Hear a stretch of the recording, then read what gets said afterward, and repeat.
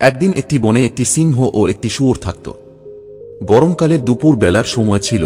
সিংহ জল খুঁজতে খুঁজতে একটি জলাশয়ের কাছে আসলো, কিন্তু জলাশয়ের জলের পরিমাণ অনেক কম ছিল। সেই সময় শুয়োরটিও জল খেতে জলাশয়ের ধারে এসেছিল, কিন্তু কে জল খাবে তা নিয়ে তাদের মধ্যে ঝগড়া বেঁধে যায়।